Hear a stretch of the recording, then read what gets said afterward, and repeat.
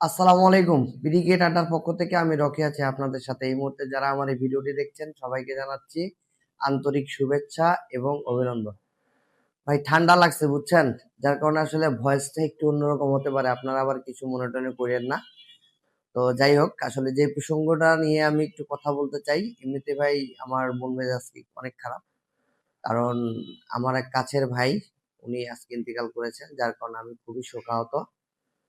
আমি শুধু এতটুকু কথা বলার জন্য আমার ভিডিওটা মেক করা, সেটা হচ্ছে যেহেতু ভাই আপনারা আমাকে যতটুকু চিনেন জানেন যে রাজনীতি নিয়ে কোনো কন্টেন্ট আমি মেক করি না বা রাজনীতি নিয়ে আমি কোনো কথা বলি না বাংলাদেশের প্রেক্ষাপটে।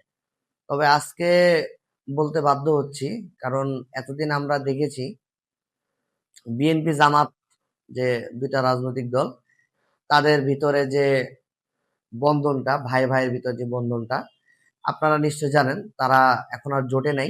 দীর্ঘ প্রায় 20-21 বছর তারা জোটে ছিল একসাথে। তো এখন এই যদি আমি বলি যে ছাত্র দল, ছাত্র শিবির, তারা কিন্তু একসময় কাঁধে কাঁধ মিলে কিন্তু যে কোনো আন্দোলনের ক্ষেত্রে কিন্তু তারা একই সাথে ছিল। এবং জামাতের নেতা কর্মীরা এবং বিএনপির নেতা কর্মীরা তারা কিন্তু একই সাথে কাঁধে কাঁধ মিলে যে কোনো আন্দোলনে, এক কথায় ফ্যাসিবাদ আন্দোলন থেকে শুরু করে সাধারণ মানুষের ভোটাধিকার প্রতিষ্ঠার ক্ষেত্রে তাদের যে আন্দোলন সংগ্রাম, তারা দুইটা দলই কিন্তু একই সাথে লড়াই করছে, সংগ্রাম করছে। এখন তারা দুইটা দল আলাদা হয়ে গেছে। তো এই দুইটা দল আলাদা হওয়ার পরে কিছু কিছু জায়গায় দেখতেছি অপ্রীতিকর কিছু ঘটনা ঘটতেছে। যে শুনতেছি যে বিএনপি আর জামাত সংঘর্ষ, ছাত্রদল ছাত্র শিবিরের সংঘর্ষ। বর্তমানে দেখতেছি যে বাংলাদেশের কিছু কিছু জায়গায় এরকম ঘটনা ঘটতেছে যে বিএনপি জামাতের সংঘর্ষ, জামাত বিএনপির সংঘর্ষ, ছাত্রদল ছাত্র শিবিরের সংঘর্ষ, ছাত্রদল ছাত্র শিবিরকে দেখতে পারে না, ছাত্র শিবির ছাত্র দলকে দেখতে পারে না। দেখেন, আমি নিরপেক্ষভাবে এই কথাটা বলতেছি। প্লিজ দয়া করে আমার যারা কাছের মানুষ আছেন, কেউ বিএনপি সমর্থিত, কেউ জামাত সমর্থিত, আপনারা মনে কষ্ট নেবেন না।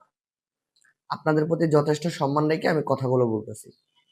যে এই যে আপনারা দুইটা দল যে বিভিন্ন জায়গায়, আমি সবাইকে বলতেছি না, বাট কিছু কিছু জায়গায় যে অপ্রীতিকর ঘটনাগুলো ঘটতেছে, আপনারা নিশ্চয়ই জানেন গতকালকে শেরপুরে বিএনপি জামাতের সংঘর্ষ হয়েছে। তো সেখানে জামাতের নাকি একজন সেক্রেটারি উনি ইন্তেকাল করেছেন। তবে ঘটনাটা আসলে খুব দুঃখজনক, আমার একটু কষ্টও লাগছে। কারণ আমার আফসোসের জায়গাটা কি জানেন, আপনারা এতদিন ছিলেন একে অন্যের ভাই, এখন হয়ে গেছেন, থাক ভাই ভিডিওতে আর ওই ভাষাটা না ইউজ করি, আপনারা বুঝে নিন আমি কোনটা বলতে চাইছিলাম। তো আপনারা যদি এরকম এতদিন একই সাথে ছিলেন, একই জোটে ছিলেন, মানে এক ভাই আর এক ভাই যদি এভাবে আপনারা নিজেরা গ্যালজাম করেন বা মারামারি করেন, তাহলে দিন শেষে কিন্তু আমরা হেরে যাচ্ছি। আমি মনে করি যে জুলাই অভ্যুত্থান সকল শ্রেণী পেশার মানুষ যে আপনার আন্দোলন করছিল ফ্যাসিস্ট শেখ হাসিনার বিরুদ্ধে, তো আপনারা নিজেরা যদি এরকম এখন এই ভাই এক ভাই আর এক ভাইয়ের সাথে যদি আপনারা এরকম মারামারি গ্যালজামে লিপ্ত হন, তাহলে সেটা কারোর জন্য আসলে শোভনীয় না। তবে বিএনপি জামাতের সেন্ট্রালের যারা নেতারা আছেন, টপ লেভেলের যারা নেতারা আছেন, তাদেরকে বলবো যে আপনারা দয়া করে আপনাদের সমর্থক এবং নেতা কর্মীদের যারা একদম তৃণমূল পর্যায়ে আছে তাদের সাথে কথা বলুন, তারা যেন এই মারামারি হানাহানি বা একটা গ্যালজাম ফ্যাসাদ, মানে ছোট ঘটনাকে কেন্দ্র করে এটাকে আরো ঘটনাটা আরো বড় করা, মানে এই সকল কাজকর্ম থেকে যেন ভাই বিরত থাকে।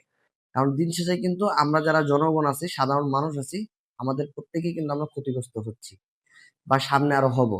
তো আপনাদের দুই দলের সমর্থক যারা আছেন, আপনাদের তৃণ পর্যায়ে যারা নেতা কর্মীরা আছে, তো সেন্ট্রাল থেকে যদি আপনারা এরকম নির্দেশ দেন যে একে অন্যের সাথে মারামারি করা যাবে না, হ্যাঁ আপনাদের নির্বাচনী প্রচারণা আপনারা চালান, ওনাদের নির্বাচনের প্রচারণা ওনারা চালাক, বাট কেউ কারোর সাথে এই গ্যালজাম ফ্যাসাদ মারামারি এগুলোতে ভাই জড়ায়েন না। এটা বিনীতভাবে আমার অনুরোধ থাকলো। যদি আমার এই ভিডিওটা জামাত বিএনপির যদি কোনো টপ লেভেলের নেতারা দেখে থাকেন, আপনাদের কাছে আমার বিনীত রিকোয়েস্ট, প্লিজ দয়া করে আপনারা এই মারামারি বা গ্যালজাম ফ্যাসাদ এগুলোর ভিতরে জড়ায়েন না। কারণ আপনাদের দুইটা দলের প্রতি আমাদের সম্মান আছে, আপনাদের দুইটা দলের প্রতি আমাদের যথেষ্ট রেসপেক্ট আছে। আমি এতটুকু বিশ্বাস করি, আপনারা যার যার দলের নেতা কর্মীদের একটু কন্ট্রোল করার চেষ্টা করুন। এটা আমি মনে করি যে সাধারণ মানুষ যারা আছে, খেটে খাওয়া মানুষ, সবারই মঙ্গল। সবারই ভালো হবে আশা করি। তো সবাই ভালো থাকবেন। আল্লাহ হাফেজ।